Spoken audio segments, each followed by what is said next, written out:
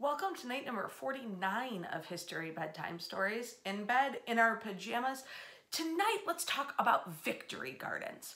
During World War I, America enters into a giant food crisis. The food crisis first emerged in Europe when farmers and agricultural workers are being recruited into military service, and farms were suddenly battlefields.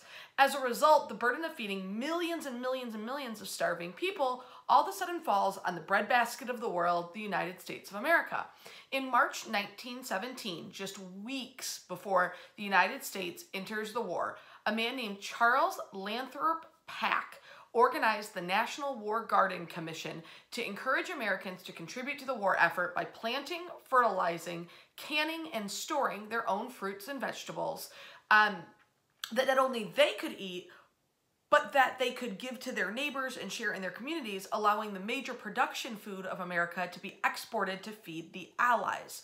Citizens were urged to utilize all idle land, and in Detroit, that included things like school playgrounds, company parking lots, parks like Belle Isle and Rouge Park. Both had sections converted to the war effort. Vacant lots, middle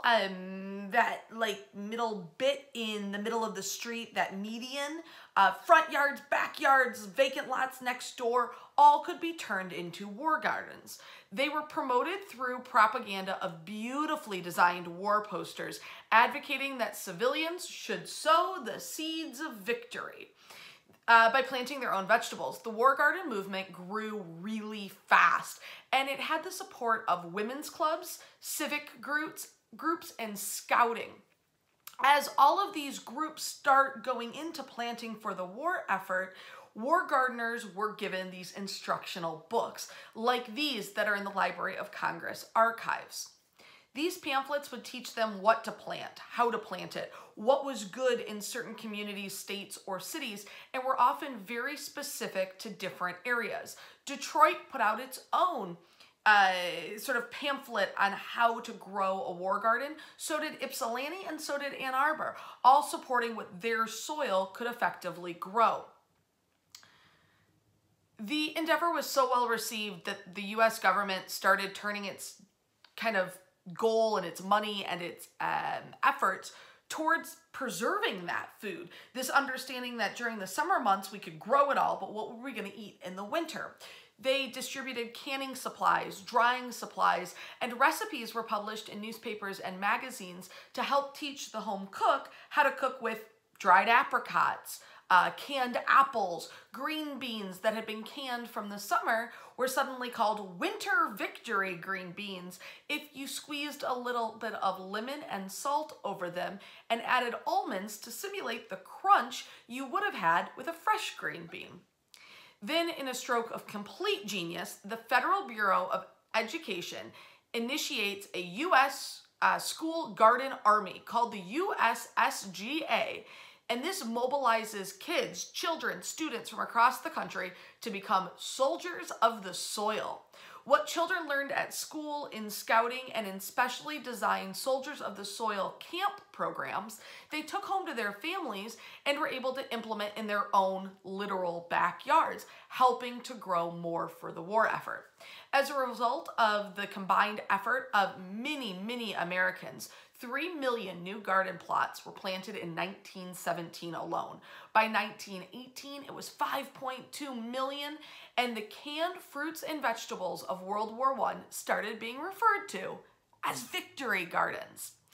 And they became as much a part of the home front during World War I as scrap drives, munitions factories, and the draft. It was part of life in America to contribute to or have a victory garden. With the bombing of Pearl Harbor in late 1941, we go right back to victory gardens in the spring of 1942. Americans had a huge incentive because we were being put on rationing and ration coupons. So if you were able to alleviate what you had to use those ration coupons on by growing some of it yourself, it was a huge financial, social, and really morale booster for America at large. Eleanor Roosevelt even transforms part of the White House garden into a victory garden on the South Lawn. Some of the most popular produce grown across America included beans, beets, cabbage, carrots, kale, lettuce, peas, tomato, turnip, squash, and Swiss chard. Here in Detroit, lots and lots of potatoes were grown. Our soil is good for it. We also had huge peanut crops and orchard plants. In Detroit, you saw many neighborhoods band together to purchase fruit trees, especially apples and peaches, which were grown and then shared among the community. Throughout both World Wars, the Victory Garden campaign succeeded as a successful means of boosting morale, expressing patriotism, safeguarding the food supply and shortages on the home front, as well as alleviating the burden on a national scale of having to provide food not only to civilians, but to enlisted men and our allies.